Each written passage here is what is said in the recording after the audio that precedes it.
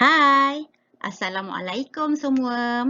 Baik, hari ini kita akan sambung pembelajaran sains tahun 3. Temanya sains hayat. Kita akan fokus kepada unit 4 iaitu haiwan. Hari ini kita akan sambung tentang kegigian haiwan.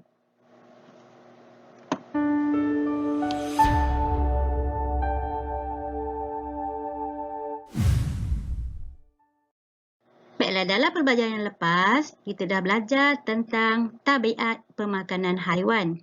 Masihkah memberi ingat bahawa tabiat pemakanan haiwan dikelaskan kepada 3, iaitu herbivore, carnivore dan omnivore. Tapi, tahukah kamu bahawa haiwan-haiwan ini mempunyai kegigian yang beza berdasarkan pengelasan makanan mereka? Baik, bagaimana dengan haiwan karnivor? Cuba lihat gigi haiwan ini. Okey. Ini adalah gigi haiwan karnivor.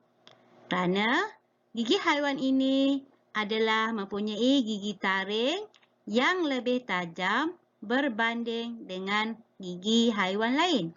Kenapakah gigi ini tajam? Ya, gigi ini terdiri daripada gigi taring yang tajam untuk memudahkan haiwan karnivor mengoyakkan daging yang dimakan. Ataupun senang kata, mudah untuk mengoyakkan haiwan-haiwan yang lain untuk dijadikan sebagai makanan. Mari kita lihat contoh-contoh haiwan karnivor. Di sini kita ada buaya. Okey, buaya ni mempunyai gigi, cuba lihat gigi taring yang tajam untuk memudahkan buaya ini mengoyakkan makanannya. Begitu juga dengan gigi harimau. Gigi taring dia, atas bawah pun ada gigi taring. Okey, gigi taring ini berfungsi untuk memudahkan harimau ini untuk memakan daging. Bayangkanlah sekiranya harimau ini tidak ada gigi taring. Macam mana dia nak mengoyakkan makanan?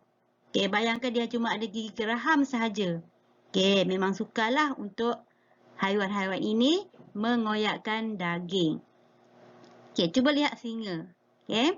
Singa juga mempunyai gigi taring yang sangat tajam untuk memudahkan dia mengoyakkan daging-daging haiwan yang lain. Okey, ini adalah haiwan herbivore. Contoh gigi haiwan herbivore. Okey, cuba lihat ni. Gigi haiwan herbivore ini terdiri daripada gigi kacip yang kuat untuk memotong makanan. Lihat ni, gigi kacip dia berada di bahagian hadapan untuk memotong makanan. Makanan dia apa? Makanan dia adalah merupakan tumbuhan, daun-daun ataupun rumput-rumput ataupun sayur-sayuran yang dimakan. Manakala haiwan herbivore juga mempunyai gigi geraham. Nampak ni. Fungsi gigi geraham ini adalah untuk mengisar makanan. Gigi geraham ini berada di bahagian dalam sedikit. Okey, besar gigi geraham dia.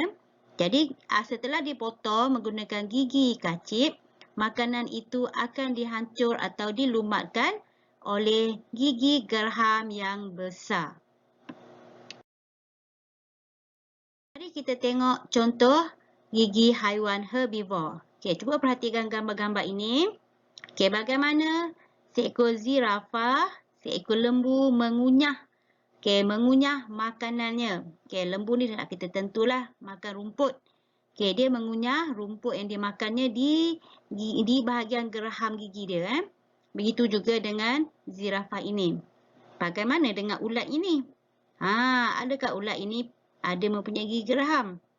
Sebab ulat adalah sejenis haiwan herbivore. Okay, ini adalah jenis-jenis serangga. Okay, mungkin giginya tak sama besar seperti gigi-gigi haiwan seperti zirafah ataupun lembu.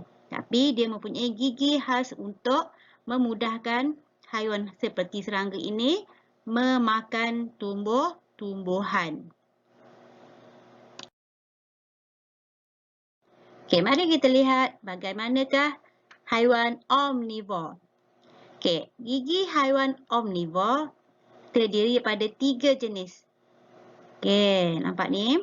Dia ada gigi kacip, dia ada gigi taring, dia juga ada gigi geraham. Seperti manusia lah, kita dah belajar bahawa manusia mempunyai 3 jenis gigi.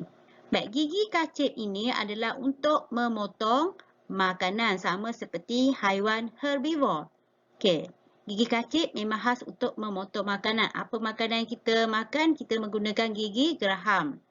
Kemudian gigi taring untuk mengoyak makanan. Kenapa ada gigi taring? Sebabnya haiwan omnivor dia boleh makan tumbuh-tumbuhan, dia juga boleh makan haiwan ataupun daging. Jadi apabila dia memakan haiwan lain, dia akan menggunakan gigi taring lah. Apabila dia makan seperti tumbuh-tumbuhan, dia akan menggunakan gigi kacip.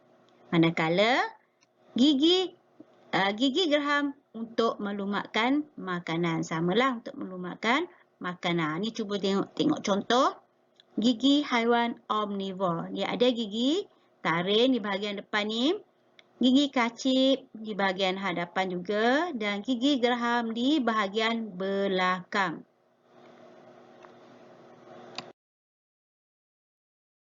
Okay, mari kita tengok contoh haiwan omnivor. Okey, contoh haiwan omnivor ini seperti kita ada monyet ni. Okey. Macam mana dia makan? Ni dia makan buah-buahan. Dia menggunakan bahagian gigi untuk mengunyah. Ini dia tak memotong lah, dia mungkin mengunyah terus menggunakan gigi geraham. Ini bagaimana pula dengan beruang ini. Okay, dia adalah memakan buah-buahan. Begitu juga dengan kucing. Kucing juga kita kategorikan sebagai omnivor sebab dia boleh makan ikan, dia juga boleh makan tikus dan dia juga boleh makan nasi. Kalau kita beri dia nasi, dia juga akan makan nasi. Tahukah murid-murid bahawa setengah haiwan akan mengalami perubahan tabiat pemakanan? Baik, cuba lihat contoh ini. Beruang secara semula jadi ialah haiwan omnivor sebab beruang ini boleh memakan ikan dan juga buah-buahan. Sebab itu kita kelaskan dia sebagai omnivor.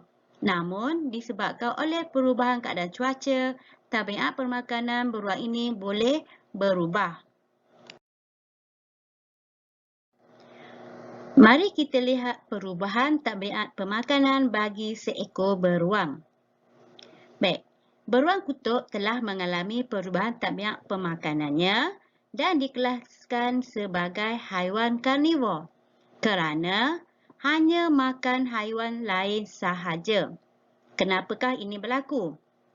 Kerana beruang kutub hidup di kawasan kutub yang sejuk dan diliputi ais.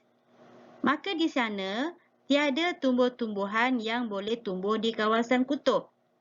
Oleh sebab itu, beruang kutub hanya makan haiwan lain sahaja.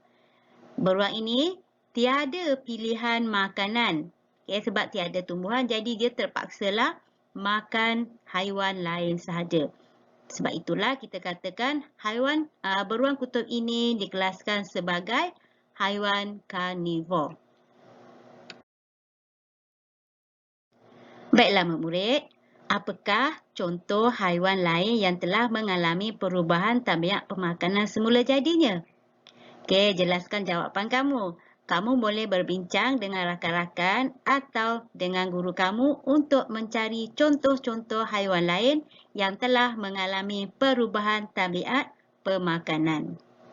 Okey, setakat ini saja pembelajaran kita pada kali ini. Hingga kita berjumpa lagi di lain episod. Selamat belajar semua.